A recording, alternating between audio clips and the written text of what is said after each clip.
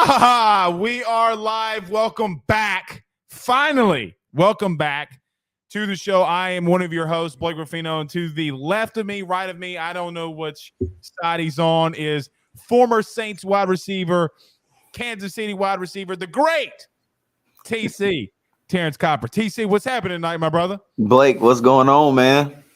Well, it's been a busy week. I'll go ahead and tell the listeners on Believe in Saints, we had a passing last week, so it's really tough one. But as I know my grandmother would love it because Saints camp starts tomorrow. TC, let's go. I'm excited. What about you? Right. I'm excited about it. But guess what? Those players aren't excited. I can tell you that. Well, especially the veterans. Right. I would assume, right? Like the veterans probably aren't excited at all, I would assume. At all. TC, how much did you know what? We got so much content we got to get to. That's the first question I want to start off with you and get there. So tonight we'll be talking about, so camp obviously starts tomorrow. Mickey Loomis and Dennis Allen spoke a lot. Jameis Winston was true to his word. He didn't cut his hair. He's got a fro. He looks like he's out of a 1970s GQ magazine with the fro, looking good. Knee looking good. Jarvis Landry's in the house. You signed Malcolm Brown today along with Nick Martin, who I think, you know what? We'll get to it. Mm-hmm. I'm getting ahead of myself. So we just got so much content that we got to get to tonight. I want to talk to you about the preseason too. How much does it really get you ready? I know the third game when you were playing was a big deal. You got a lot more reps and stuff like that. So we'll get into all that. So it's going to be very, very fun. TC, but we got to do, though, before we kick all this off, right? What's that?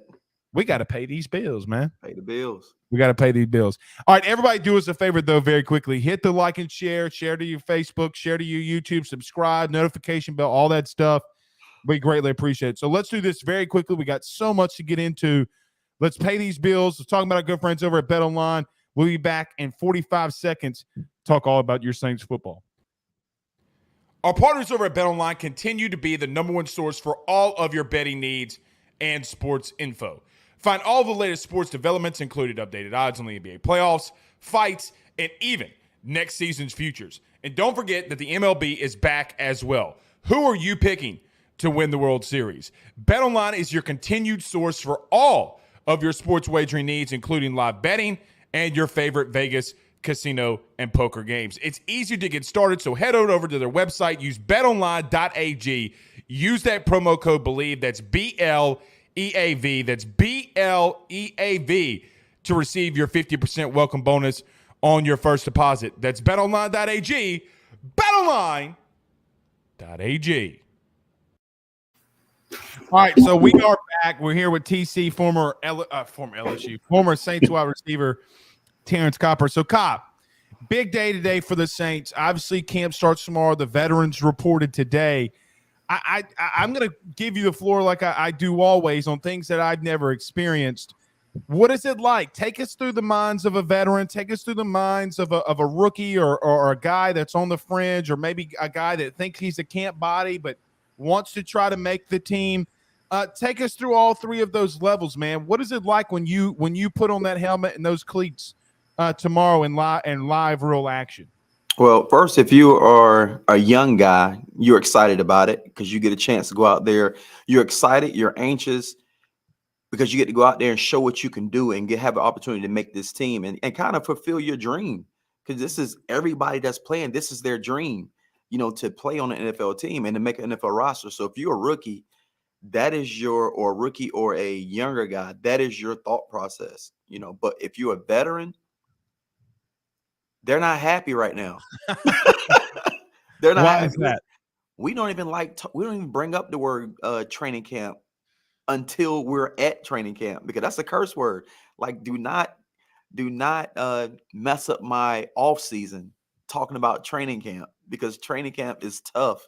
And once we get to training camp, then we get to it. But that's not anything the veterans like talking about, because they know how tough it is. And especially when you get older, you have more aches and pains when you're doing training camp. But the good thing about training camps during this time of the years, instead of the years in the past, both of those practices aren't real practices. When you practicing twice a day, one practice is a full padded practice, but the other practice is like a walkthrough. So with the new CBA, when they came out with that, that actually added on years to guys, because training camp takes some years off of you, especially if you're an older guy, but having one practice being a walkthrough and then the other practice is full throttle, you can deal with that in training camp. But early in the years, man, you practicing twice full pads, and then you got preseason games on top of that while you're in training camp. Bro, we got preseason games in damn near a week. Right. You got to get ready to go in a week. I don't, and I think Pooh Bear, from our producer from the Golden Boot podcast, said, and he's asking you, as fans, we know it's not just football. What is the offseason like for players? I guess, TC, let me add on to that question, because you're not required to go in and lift. This isn't high school. This isn't college. How do you keep yourself in shape? Like, is that just a discipline thing? Like, how does that work out? Yeah, you definitely have to be disciplined. And when you're young, and I didn't realize this until my second year in the league. Because if you're a rookie and you first coming into the league, you really don't know what to do when it comes to the off season and understanding how to take care of your body. You really don't understand it, And so what I did, my first year playing in Dallas, I played that year during the off season. I was just home chilling because I knew we had off season training starting up in like the end of March or in April. So once the season was over in January, if you didn't make the playoffs, I'm just home chilling. Okay, when I get back, did I get back in football mode? That was my rookie year. But once I got back, my strength and conditioning coach was like, "Cop, you put on 6 pounds." And I was like, "Yeah, but I'm about to work it off." He was like, "Listen, if you want a long career, if you want to be at your best, stay in shape year round. Don't get out of shape, because it's hard to get back in shape. And as you get older, the more you get out of shape, the less your production is, the less you're being productive. And it's going to be that way because you're getting older as well. So as you get older, you actually want to lose weight as you're getting older. Each year, you want to lose about 2 pounds each year and come in lighter. So you're actually quicker because you're getting older. But yeah, that was, go ahead. No, I was just saying that's interesting. Yeah, it is. It is. So, but yeah, that's so basically, TC, you're not calling up Domino's, getting you an extra large thin crust pizza with 4 toppings on it. That's what I'm hearing. Exactly. You can't do it. Shit. But during the off season now, after my rookie year, I really understood that you have to work out on your own. You have to get out there and work out on your own. Weightlifting, conditioning, all that stuff, you have to continue doing that even once the season's over with. So if the season's over in January, I would take 2 weeks off just to let my body heal back up. Right. 2 weeks of really doing nothing, but just let my body heal up. But after those 2 weeks, I get back into maybe playing basketball, doing a little bit of working out just to get back moving for another 2 weeks. And then after that, I get back to my weight training and my conditioning part of it and speed and agility part of it. It's always so crazy to hear guys tearing like an ACL or an Achilles playing basketball to get back in shape. Because look, man, basketball, if you're going full court, will get you in shape. I mean, right. You got to, look, I'll be honest. I never scored a basket. Let me say this. In the offseason, I would, TC, I'll be honest. And linemen obviously are different from wide receivers, obviously. But I would, in the offseason, dude, especially in the cold, I would bulk up. I would put on as much weight as I could, because when February hits, dude, I am going to run all that off. Okay. Right. And I love thin crust Domino's pizza. Shout out to Domino's, sponsor the show, for crying out loud. But you're right. Basketball was always a big thing for me, even if, and the guys knew, like, I'm not here to play basketball. I'm here to get in shape. That's it. That's it. Don't pass me the ball. I'll do the little flashy, like, yep. I was the fat point guard, like, I ain't going to shoot. I'll get you the ball. I ain't shooting shit. Exactly. Like, I ain't shooting. It's we ain't driving to the cup. All we doing is playing defense and running the court. That's it. Oh, man. One time I got a steal versus a guy that was a point guard. Shout out to Brandon Mills. But I got a steal on him. I was just playing with him. Okay.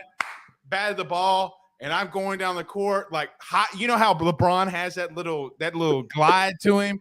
So I'm coming up left side of the court. I hit that little glide. TC, I go up for a finger roll, missed it. Anyway, but look, we do got to get a lot into on the field. Michael Thomas is put on the PUP list, but Mickey Loomis came out today and said, guys, he's going to be back in a couple of days, maybe a week. He's fine. TC, I got to be honest. He's got a lot of people he's got to prove wrong as doubters. And look, it's not, for me, and I'll get your opinion on this, but for me, when people worry about Michael Thomas, I get it. Okay, look, you're starting off training camp on the PUP list, but like you said, man, he's a veteran. You're not reading too much into this like me, right? Or this isn't a big deal that he started. He's going to start training camp on the PUP list, right? Okay, so it all depends on how long he's going to stay on that PUP list. Now, if he's truly going to come back in a couple of days or a week at the most, then we're fine.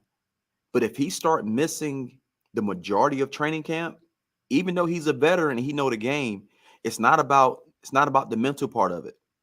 It's about the physical part of it. Like your body has to be ready for the season. And the only way to get ready for the season is you have to go through training camp. You have to push your body to that limit during training camp, because now if you got guys that hold out and don't go to training camp, and if a quarterback hold out or something like that, that's different. But if you got guys that hold out, that don't go to training camp at all, and they just show up during the season and trying to play, a lot of time those guys get injured because their body is just not ready to start playing a game. Real Revis. Yeah, exactly. So training camp, even though we hate training camp, but training camp is needed all the time. Like you have to go through training camp, because if you don't, you're not going to be ready for that season. Your timing is not going to be there. Your body is not going to be used to the movements and the type of soreness that you got to go through, you have to endure, so training camp is needed. You have to go through it. Sean, we'll get to your question. He asked about Quan Alexander coming back. I don't think that he is, TC. So Mickey Loomis and Dennis Allen spoke today, and they spoke very highly on Pete Warner, the linebacker from Ohio State. They project him to be a starter. We'll see. So, Sean, I think I think that they're going to go Pete Warner. So, TC, I do agree with you, right? Like, I think it's a big deal because, look, when you're out for 2 years like you are, you got to start turning some heads. I'm not worried about him, okay, but I am cautious. Like I'm watching. I want to see what happens, and we'll go from there. Ben, stop. It's my little son, Ben. You can't come on the show, buddy. What's up, Ben? Okay, come on, very quickly. Say hello to. Say hey, Mr. TC. Oh, you're following. Say hey. What's up? Right. Go find your mama. She's calling for you. Go. So let's transition. So today, the Saints did a lot of workouts. They had running back Malcolm Brown that they signed. He's been with the Rams. He's been a couple places, and they signed not Zach Martin. I forget the young man's name. Guys, help me out on the first name. I just they signed Martin. But TC, it's crucial. We've been talking on the show a lot about running backs. Look, I think Malcolm Brown's a good player. Now, I want to ask you this. Malcolm Brown has had a lot of snaps. He's had a lot of carries. He's got a lot of tread on his tires. Nick Martin, thank you.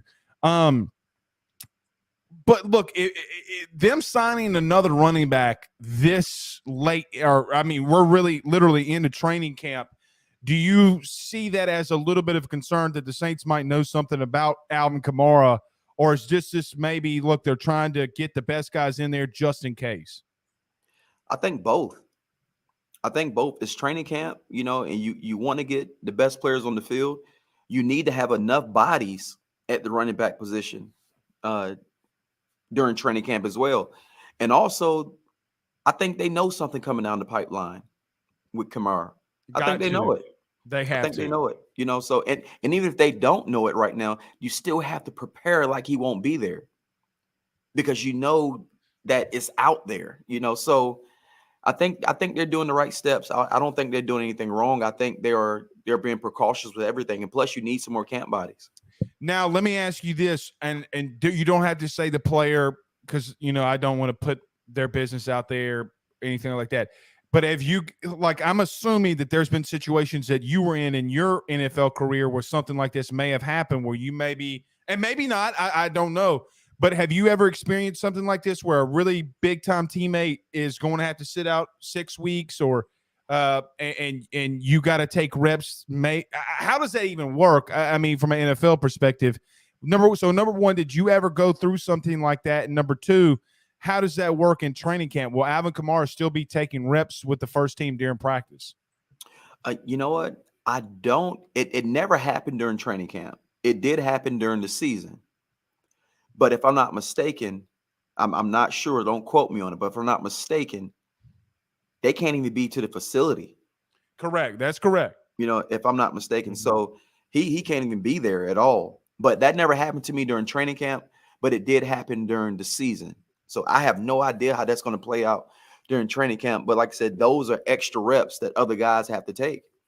Look, I like the signings today. Okay, when I look at Malcolm Brown, look, I still have some faith in some of these guys, okay, in reference to what they can do. I still think Mark Ingram has tread on the tires, right? Like, I still believe that. Now, he goes to number 5. Andy Dalton gets number 14.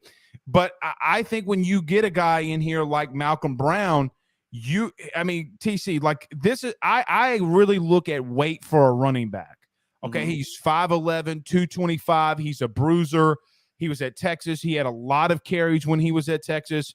I mean, he's a really, really good back. However, when I go and I look at these, some of these stats, he's not a guy that's going to break the top off. He's going to get you the 3. You know who he really reminds me of? Who was the running back y'all had? His last name was Bell. Was it Tim Bell on y'all's team? The running back, I think it was number 20. He ain't gonna burn you, but you better buckle your chin strap because he's gonna knock you out.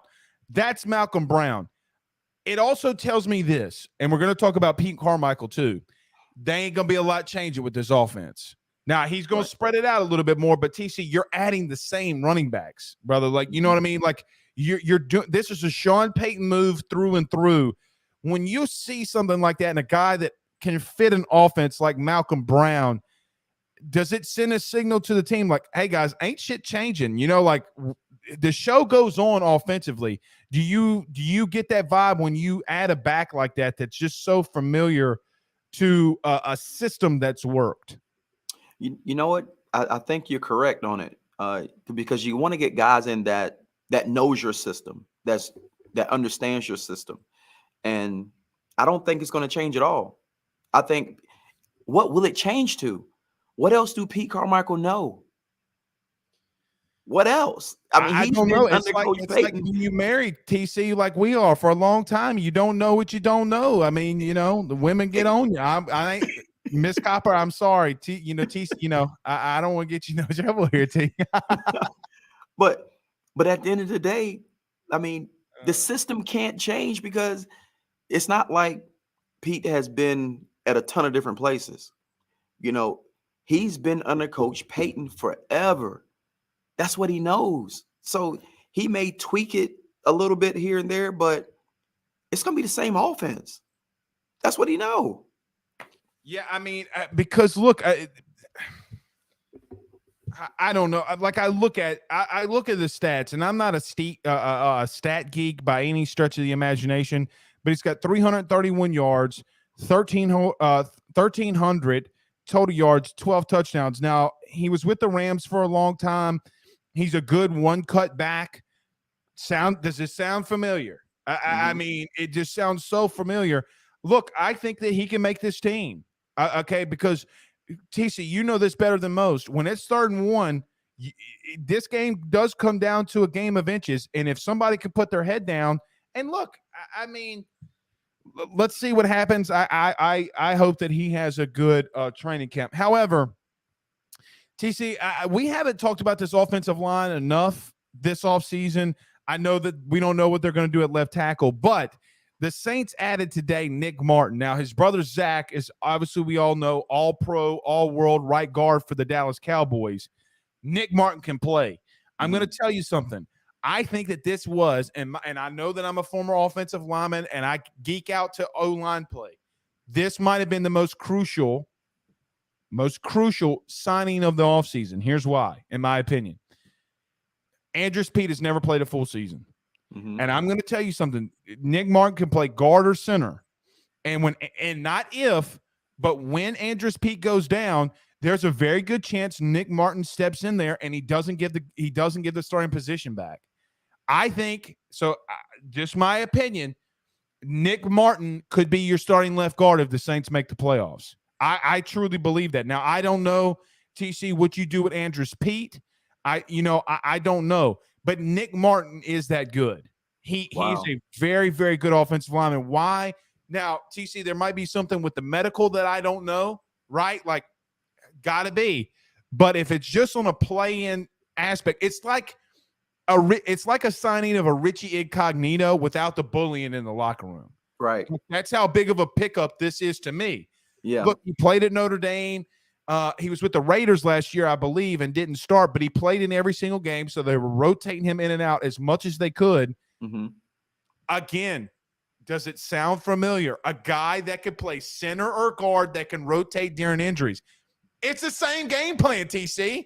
I mean, Dennis is literally reading the book of Sean Payton. Tell me I'm going crazy. Nah, I mean, it sounds like it.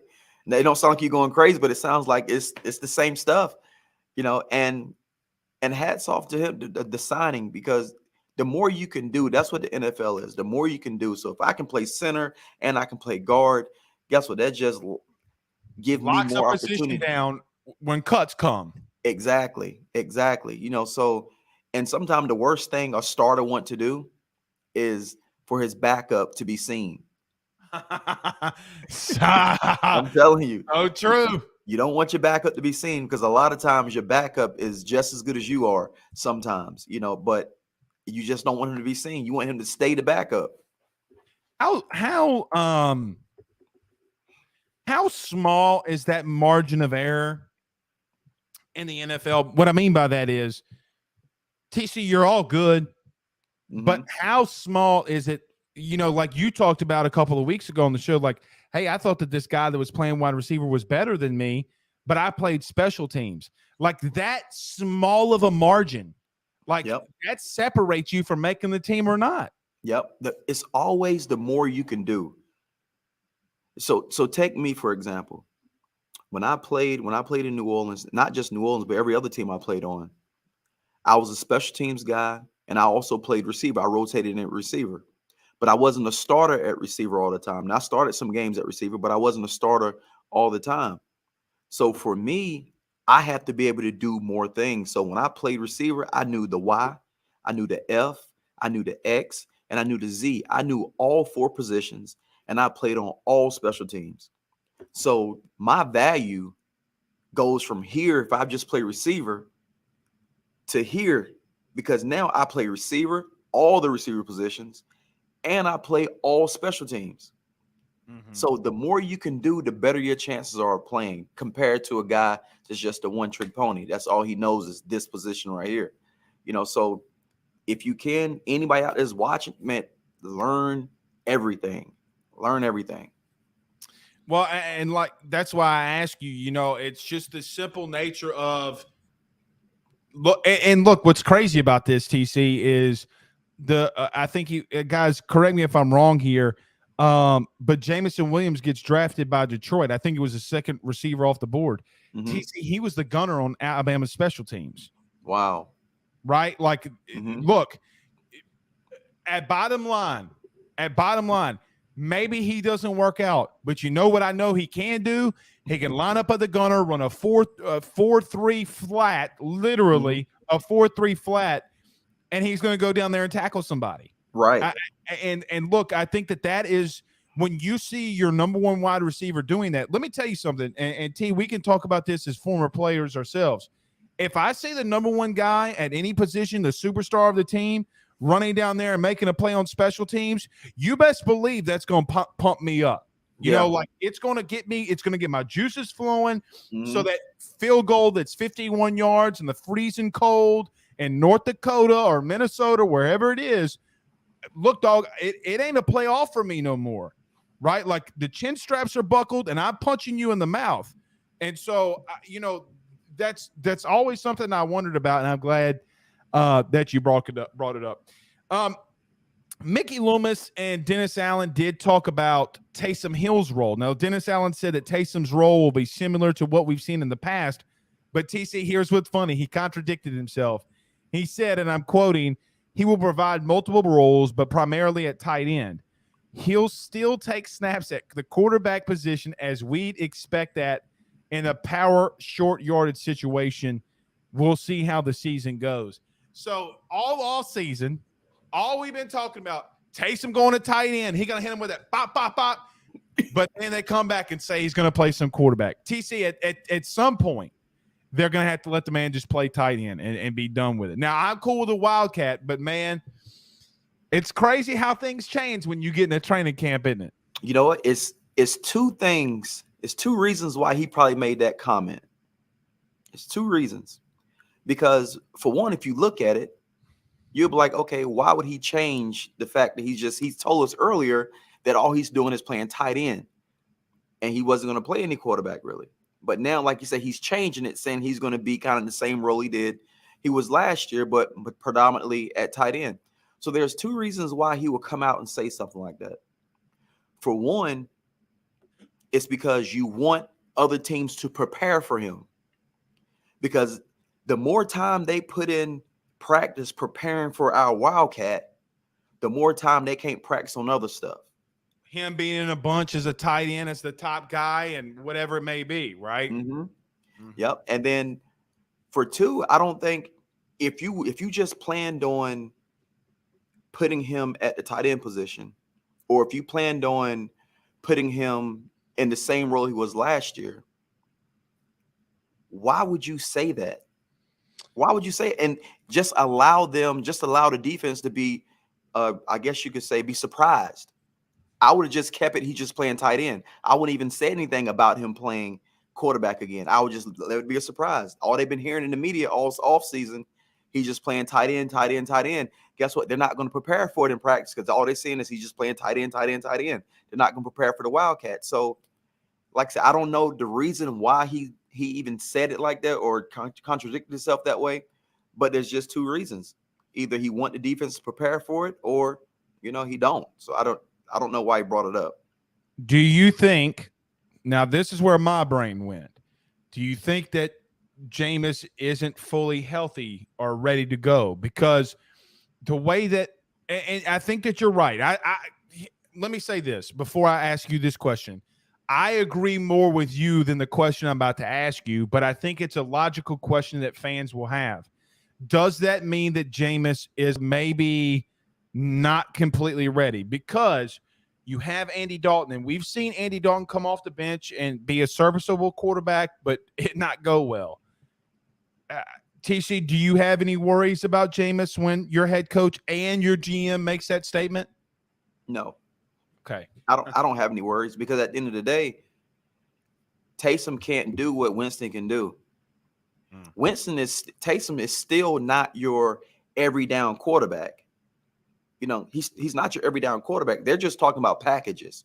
They're putting wildcat packages or short yardage goal line type stuff. So him getting in the game during those times doesn't really affect how Winston, if he's injured, or now if they said that he's going to split series at the quarterback position, not just goal line stuff, but split series, then I will wonder if Jameis is really all the way healthy, because now he's actually splitting series with them.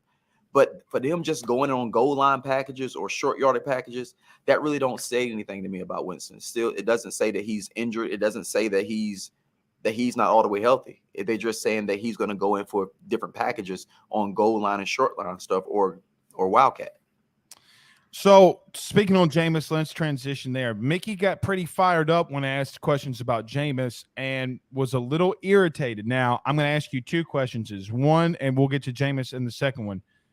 How much of a relationship did you have with Mickey? What kind of a GM did you think that he was? I know that we talked about this in episode 1, but just to get back to it, since we're here and look, he's all over TV.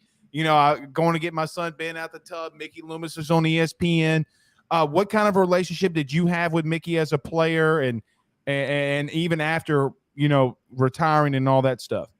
So as a player, it wasn't like we was close. It wasn't anything like that. Mm-hmm. It was like a player GM relationship. So it wasn't like anything special or anything like that. We respected each other. So it was a good relationship, but it wasn't like we were just always tight. It wasn't like that anything, but it was a good relationship. I think Mr. Loomis is probably one of the better GMs out there. I think he's probably top 5, one of the best GMs in the NFL. He's one of the greats. So I don't have anything bad to say about him. He's great at what he does. I just imagine a GM being like an athletic director and always just out there staring, like, God damn it, he's out here practice again. Sean might go ahead. But he wasn't that type of guy. That's what I was about to ask. He wasn't that type. You will see him around. You'll see him at practice. You'll see him walk through the facility.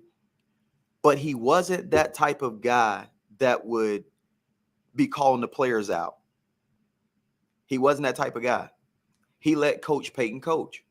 He let the coaches coach. He wasn't a GM that'd be out there trying to coach up guys or getting on guys about you not doing this right or doing that right.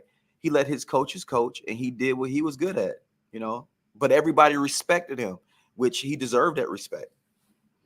It's funny because there's so many different him and Sean are such different personalities, Mickey's more reserved and Sean's like beat red because, you got 17 yards instead of taking it to the house on a wheel route, like something like that, they're just so different. But Mickey did get pretty animated today. And I'm quoting here, "We are not in a rebuild mode. This is not, I repeat, is not a rebuild.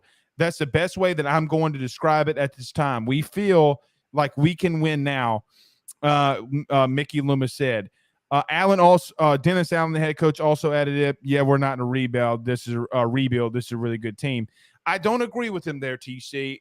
I agree with him everywhere else. Let me tell you my opinion of rebuilds, okay? Mm-hmm. When you don't make the playoffs, you got to rebuild to get there. Okay, now you can have all the pieces you want. That sounds good to me. But look, Big Daddy, you had that talent a season ago. You're a quarterback injury away from not making the playoffs, right? And so I do understand that he's sticking up for his team, he's sticking up for his coach, and all this kind of stuff. However, this is a transition year. When you're in a situation when you're on a good team and you're trying to get back to that playoffs, is there more of an intensity in that locker room during training camp? Maybe the veterans are a little bit more locked in, stuff like that. When Mickey makes a statement like that, is that just like the venture vibe of the team? It's not even about Mr. Loomis' comment or about anybody's comment. Because when you're an NFL player and you're on that level, you're always going to be locked in. Especially at the beginning of the season, because y'all have goals. They have team goals that they want to meet. So everybody's gonna be locked in. Everybody is eyeing the Super Bowl. That's what everybody is eyeing. So everybody's gonna be locked in. Everybody feel like this is their year to win the Super Bowl. Everybody feels that way until the season start. So when you go into, and everybody's goal is to go 17-0. That's the goal. You don't start training camp. You don't do all this training. You don't do all this stuff to lose a game. Of course, you may think, okay, you understand there's some games you may have some tough games. You may lose a couple of games. You may lose some games. But the goal is to win every game. That's the goal, is to win every game. So the player's going to be locked in. And me personally, I don't think it's a rebuild year. I don't think it is, because they're too talented. Last year, they should have made the playoffs. Last year, we just had so much bad luck happen last year, and we still could have made the playoffs. We still should have had, so I just feel like I don't think it's a rebuild year. Now we got a new head coach. We do have a new head coach, but he's still come from the same coaching staff. We got a new offensive coordinator, but guess what? he still come from the same coaching staff. So it's not like we're bringing in outside coaches to be the head coach or to be the offensive coordinator. We got guys that was right in house, and we bring in so much more talent, offensively and defensively. Agreed. So Jarvis Landry looks good in that 80. yeah, so I don't see, me personally, I don't see where the rebuild is at. Now, if you, and your quarterback is coming back from last year. Now, if you put it this way, last year to me was a rebuild year. When you lose, when you Drew. lose Drew Brees, when you lose your quarterback like that, to me, that is okay. Now you're in a rebuild year because you have a quarterback that's been there for years, a Hall of Fame quarterback, and he leaves. To me, now you're in a rebuilding part of it because you got to get pieces, and you didn't have any receivers. You really didn't have any receivers. No disrespect to the guys that was there last year, but there wasn't the guys that's there now. You know, you got some receivers there now that can go get it. But last year you didn't have any receivers really. You didn't have Drew Brees at quarterback. So to me, the rebuild was last year. This year, your quarterback is back healthy, and you done got some veterans in on the defensive end, and you got some veteran receivers in as well, and you got some young talent in. So Right. to me, this is a deep run in the playoff team, not a rebuild team. You might have sold me on that. I think that you make a really good point about the Drew Brees factor. I just, again, but let me ask you this, and I want to ask you one more, and I want to get around the division very quickly. Mhm. Could I make the argument it's the same with Sean Payton? I think that'd be a great argument if his successor wasn't stepping in. That's fair. That's But that's fair. that would have been a great Because the whole argument. And goddamn staff's still there. everybody's there, So if Good Pete point. wasn't there, if Pete wasn't stepping in to take over, then I'd be like, it might be tough. But they're running the same stuff. Pete is not coach. Pete is not Same Coach Payton. terminology. Yeah, Right. he's not Coach Payton, but they think alike. They think alike. They don't have a choice but to think alike. You've been around each other so much, and you've been working together so much. You have no choice but to think alike. When it comes to certain things. I think that's a good point. I think that's a good point that you make there. I could be wrong. I just, I could see this, but we'll see. But the best way to see it is let's see how they start kicking off a preseason. I want to get this to you right quickly, TC, and I want to go around the division because there's been a lot of news since we last spoke here live. Number one, what do you look for? I'll tell you what I look for in a preseason or scrimmages, whether it be LSU, whether it be Saints. I want it to be clean. I honestly don't care if you win or lose the game. Now, obviously, you want to win. I want you to win. I'm not saying that. I want you to get in and out of the huddle clean. I don't want a lot of tic-tac stuff from your first, second line guys, third, fourth string, okay, whatever. Like these guys are doing absolutely everything they can to make the team. I'll let a lot of that stuff slide. Is there anything from you in preseason that you focus on a lot to see how the team's chemistry is going and stuff like that? Execution. That is the biggest thing. Execution. Because coaches are not going to game plan who they plan in preseason. They're not game planning it. They're going to run the plays they run in training camp. They're not game planning it. They're not doing any type of stuff like that. We just going to call plays where we see fit for down and distance, different things like that, and we just got to make it work. So we just want to be able to execute, and like you said, not have a dirty game to where it's a ton of penalties and it looked bad. So execution is the really big thing, and you got to be able to establish who you are. Who are we? That's what we got to establish. Are we a ground and pound team? Are we a light them up, throw it in the air team? Are we a play action team? We got to find out who we are because we're not the same team we were last year. So, and honestly, right now, offensively, even though Pete is the offensive coordinator and he's going to do a great job, but he don't really know who they are right yet. He don't know, until the season start and them pads come on and we start hitting, you really don't know who you are as a team, what you can hang your hat on and be like, okay, this is who we are right here.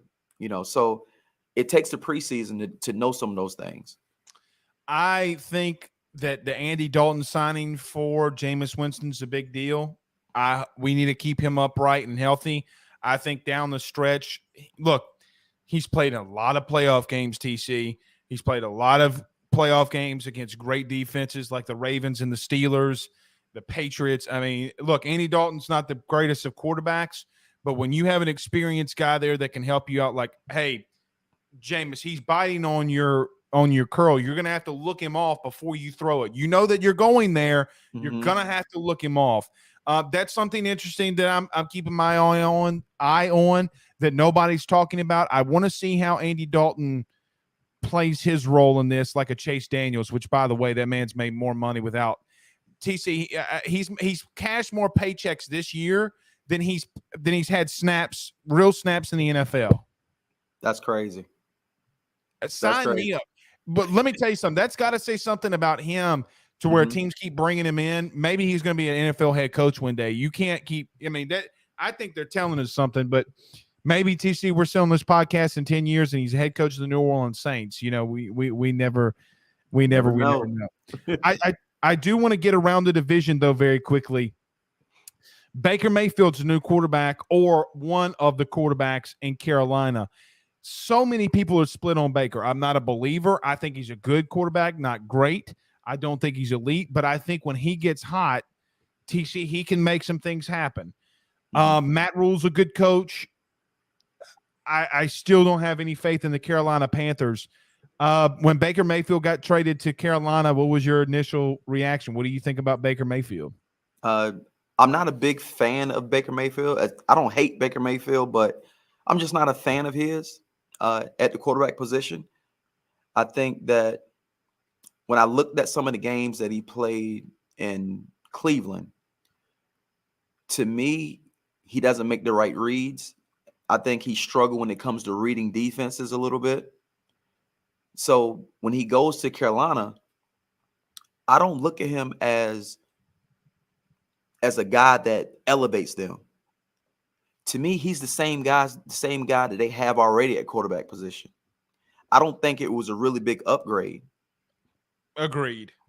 So to me, I mean, Carolina may look different with him back there at the quarterback position, but I think it's the same outcome. I think he's a little bit better than Sam Darnold.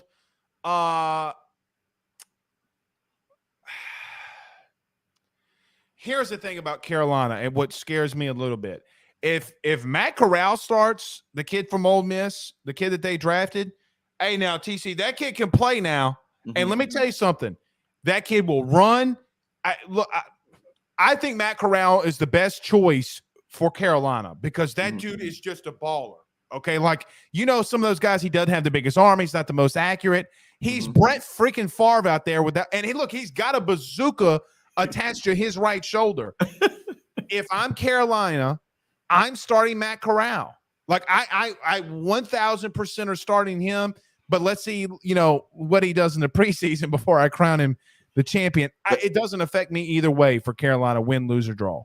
The question is, how much are they paying Baker? Actually, the Browns are paying like 3/4 of his this year's salary, and it's a compensation pick. So if he doesn't throw like more than like 15 or 20 touchdowns, Carolina keeps the pick. They traded him for next to nothing. For real. Yeah, I mean, it's not look, this is how it was explained to me from an NFL front office guy that was in Megan and I's wedding. They traded him for a bag of Skittles without the brain injury, a whole thing of Lay's potato chips filled to the brim, and a Diet Coke. Like, that's how he explained it to me. I mean, like, that's insane. That is insane. That lets you know the Browns was desperate to get rid of him. They was desperate. Look, I was out on Baker, and call me a homer, call me an LSU guy, call me whatever you want. When you started chirping that Odell was your problem and he goes to the Rams and doesn't say a word and balls out, that's on your ass. Yep. Okay, you were a fool for making that man leave. So And it was foolish for the Browns to trade Odell and stick behind Baker and then only trade him for a packet of Skittles. Yep. You know, like so dumb. That's what makes the Browns, in my opinion. Like, come on, man. And the crazy thing is, TC, Odell went to LA and balled out. He did. Got a Super Bowl. Dude, he was killing it before he tore his ACL. He was obliterating Cincinnati. Eli Apple got burnt so bad that it was worse than a first-degree burn. I mean, he was getting burnt out there. He was. And one thing Odell was doing, he was getting better every week because he was learning the offense, getting familiar with it. Every week he was getting better. One thing about Odell, a pissed-off Odell, like a really mad one, is a scary one. I tell you what, if I was his head coach, I'd walk up to him before every game and slap the shit out of him. I swear to God, I would. Because, look, I'm telling you, I saw this at LSU. I saw it in the league. Remember the Josh Norman thing when him and Josh were, fighting it out? TC, people forget he had like 6 catches, 150 yards, and 2 touchdowns. Or something crazy like that. Right. So we'll see. All right, let's move over to, nothing happens in Atlanta. Nothing. They've done nothing. I'm not worried about Atlanta. However, a former Atlanta wide receiver, Julio Jones, is making his way to Tampa Bay with Tom Brady. Yep. Brother, look, they got Julio, Zach Rudolph signed, the tight end from Minnesota. We all remember the fade in the back of the end zone. He's going to replace Gronk. Then you got Mike Evans and you have Chris Godwin back. He is, and look, you have apparently a 260-pound Leonard Fournette, and your offensive line returns. They are. I'm going to say this, and this isn't going to Saints fans. I love you. I hate every team in this division. TC, on paper, they're the best offense in the league, in my opinion, on paper, because it's not the stats for me. Everybody talks about, they got these stats, they got those stats. When Tom Brady's behind quarterback with those type of weapons, for me, best team in the NFC, at least, in my opinion, right now on paper. I know you're going to probably disagree with me, but what do you think about Julio and this offense now with the Bucs? Let me ask you this. Are you saying that they're the best team offensively in the division because they signed Julio? If they didn't sign Julio, would you feel that way? Yeah, I felt it before. I felt it before there because there's again, stats for me are one thing, right? Like when I see a team with stats, like the best team ever in college, when you look at LSU 2019's offense, okay, I can't argue that point from a stat statistic. However, there's not a lot of holes there, okay? And if they stay upright, it just – I don't know how you stop them. Okay, like it took a Herculean effort from the Rams having all pros on the other side, but I don't know about, like, for example, the Saints defensive front. I don't know if they don't have an Aaron Donald, okay, and I know DeMario Davis is great and the secondary is going to be great, but what a hell of a battle that this is going to be. You got the Saints DB room versus this wide receiver room, and God forbid if Julio does stay healthy, it's a problem, man. They are a serious problem. And TC, for me, again, number 12 is at quarterback. There's nothing on God's green earth that's going to make me stop having belief in him until he does retire. It's just me, though. So my thought process on it is Julio's not the same Julio. I agree. We're not getting prime Julio.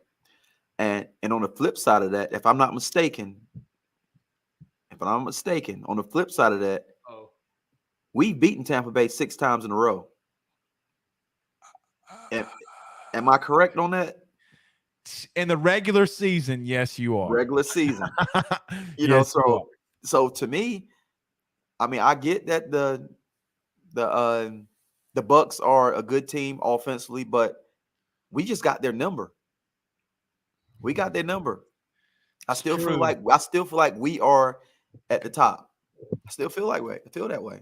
We just got their number. There's nothing on planet Earth I want to be more wrong about than that. But, however, again, it just look. There's these, and I tell our producers, Pooh Bear and Zach, this all the time. I'm not a conspiracy theorist, but TC, I get these like vibes before a game or these vibes about sports, and the bad vibe. Look, either, and I feel like I'm right 75% of the time. I hope I'm 25% wrong here. At some point, you're going to lose, and I just can't. I can't, for whatever reason, I can't stop thinking about. But what if with Julio? Because in the offseason, I was watching a video. I don't know. I'm not saying we're getting Julio in Atlanta, but what I do think is Julio is elite as a wide receiver. I think you got good Julio, and good Julio is better than a lot of damn receivers in the league. Now, I agree. So for that reason, and look, here's another thing: how much does Tom force him the football? Because Tom more than anybody is the guy that when the big name guy gets there, he is. Why is he throwing Gronk the ball? Gronk is slow. Gronk was there to block. He still found ways to get him the football. If he has that connection with you, TC, he's going to force him the football. True. And I don't know. Here's the problem with me with Tampa. I know that you got CD Deuce. I know that you got Tyron. I know that you got Lattimore. I know that you got Marcus May. God willing, he's healthy. Who is the other corner? So when you start getting in a scenario where, okay, sounds good. You lock down Mike Evans. Sounds good. You lock down Godwin. Sounds good. You lock down Rudolph and Fournette. But now you got Julio. And I just, for whatever reason, find it an issue. Hey, TC, quick slant, 8 yards. Quick hitch, 8 yards. Quick slant, 9 yards. Quick slant, 11. That's the kind of stuff that Tom does when you watch him. You know this. I mean, when I give you this, TC, and he's giving him the motion, quick slant. They're one-on-one. Beat him. Okay? That's the part where I just don't know who the other guy on the other side is going to be that does scare me with them. That's where mentally, like, I'm at. And I definitely agree with that. They do have weapons. But like I say, for one, Julio's not the same Julio. And who's the other receiver? I can't even what's his name? Not Evans. Who's the other one? Chris Godwin. Didn't he just come off an ACL injury? Yeah, he did. But so I don't know how he's coming back. And that ACL injury was late, wasn't it? Yeah, it was late. It was late. So I think it might have even been in the playoffs. I think it might have been against the Saints. Yeah. So you don't really know how he's going to come back. If he's going to come back the same way he was before he left, you just don't know. You just don't know. So it'll be a good game regardless. I think that it'll be a good matchup to see. We got some people firing, look, the guys get on me, TC. They get after me in here in the comments. So they're saying, hey, Julio's not better than Antonio Brown. Julio's just replacing AB. Sounds good. And I get that, but I need to see it. TC, for your story time, let's do this. We do have some fan questions in here for you. Oh, yeah. And let's rapid fire them as we close out the show. Richard says, just curious of TC's opinion of what Jarvis Landry brings to the table this year for the Saints. I talk about a lot. He brings in the ability to catch the ball and to run routes, but he also brings in leadership. That leadership is huge. That's what he brings to the table. Leadership. Of course, he brings in play that he can play football. He brings that to the table. But that leadership part of it, you can't overlook that. That's the biggest thing I think he brings to the table, that leadership part. We can actually help groom some of these younger guys. I can't find them. But I guess we can do story time. I guess my side of the stuff is freaking out. TC, we didn't talk about a story or story time, but off the dome, is there anything that you can remember, maybe preseason, early weeks, week one, something, maybe a crazy story that you have in the league, or just a good story you have in the league? You've been in a lot of training camps. You got anything to close this out on TC story time? Ah, man. I don't today. I don't. I gotta think of some stuff. I got so much stuff in my head. All right, let me I ask can't you this bring out. question. I'm going to ask you, and maybe this will jog maybe your memory.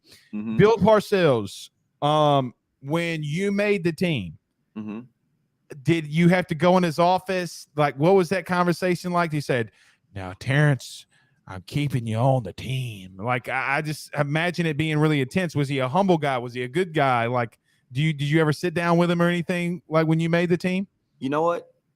I actually knew I was going to make the team at practice. Okay, explain. So what happened? So he pulled me to the side. I was walking out of practice. He was like, "Cop," he said, "Listen, I want you to understand, we got a plan for you." Because, and this is what people don't know about me when it comes to preseason games. And this is with me from my 4 years playing on different teams, and playing in the league going on 10 years. I only played probably about 2 quarters total in preseason in 10 Why? years. Why? Why? Why didn't you play more? Because And I bet you it was an all in game 3 too, wasn't it? I don't remember, but I know total it was probably about 2 quarters in 10 years I played in preseason. And this is the reason why. For one, I think I just had favor. God just gave me favor that I didn't have to play all those snaps. But so Coach Parcells came to me because I wasn't playing in preseason. And I'm like, dang, am I going to play? Like, I wasn't getting any snaps during preseason my rookie year. So I'm thinking I'm getting cut. Coach Parcells came up to me the next day in practice. He was like, "Cop, let me talk to you a minute." He was like, "Listen, I know you're not getting a lot of reps." Very quickly. When you're walking up to him, did you think like, "Oh shit, I'm about to get cut"? Like, what were you thinking when he said, "Let me talk to you"? I didn't think I was going to get cut because it was actually on the field already. I thought he was just going to come to me because safe. You got out there, you were safe, you're ready to go. But he usually talked about, different stuff. His daughter went to East Carolina, so I thought maybe he was going to bring up some East Carolina stuff. His daughter went to East Carolina. So he said, "Cop, I know you're not playing a lot. I know you're not playing." He was like, "But listen, we got a plan for you." He said, "You're not at the bottom of the totem pole." He said, "Just always understand that. You're not at the bottom of the totem pole." He said, "What we're doing, we are hiding you." And so this is the first time I got a glimpse of what hiding somebody does. He was like, "Listen, we're hiding you because we're going to bring you back on practice squad. But if we don't play you in preseason, nobody gets the chance to see you. And so when we cut you, nobody's going to pick you up and we can claim you right back to our practice squad." He was like, "So we're hiding you. We're not going to play you in the preseason. We're going to hide you because we want you to come back, but we're going to bring you back on practice squad. And the only way to do that is not to show you in the preseason. So nobody wanted to pick you up." And so that's how it happened. What a sneaky bastard Parcells is, right? Like, let me ask you this, and the last question, we'll get out of here. What is he like as a human? Very down to earth. And you don't see that like on TV from him. You know what I mean? Like, it's always like the bull in the china shop that you see of him. He's a real good guy, man. He's a good guy. He's a great coach. He's a great leader. He talks a lot with his hands. He's got his mama's Italian. Yep. He's from New York. Yep. Yeah. Yep. He talks a lot with his hands, but he's a good guy, man. I learned so much from him. And he just well respected from everybody. His assistant coaches respect him, but I tell you what, he get on them just as hard as he get on the players. Like, I remember one time in practice, something happened, and he made everybody run.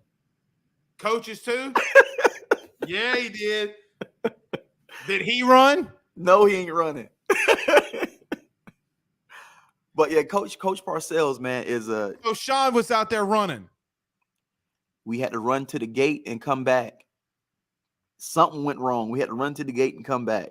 You know what that sounds like? He told the staff, get this shit right before we get in team period, and they didn't get that shit right, and so everybody ran. I'm telling you, it was crazy. But he's well respected. One thing I respect the most about him is he don't care what round you was drafted. He don't care. If you can play, you're gonna play. If you can't play, he said before, listen, I already cut second rounders before. He don't care about that. That's why a lot of times you got these guys from these smaller schools that he like to draft. Smaller school, kind of like Bill Belichick. Go for the smaller school guys because he don't care about what school you go to. It's all about, can you play ball? Can you play? If you can't play, then it don't matter what school you go to. But if you can play, it don't matter what school you went to.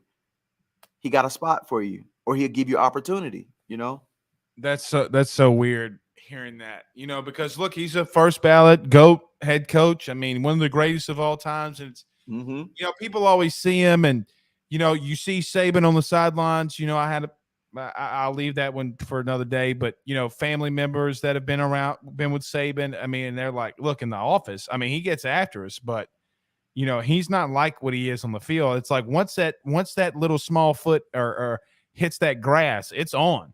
Yeah, you know, like it's business. And then you're in his kitchen, and he's going to Gordon Ramsay the hell out of you. All right, what a great show, dude! Next week we got preseason. Yes, sir. I'm excited about that. I'm excited. I am too. You know, I got to be honest. You know, the preseason games usually come on late. You know, they're always like some weird kickoff, like 7:52 p.m.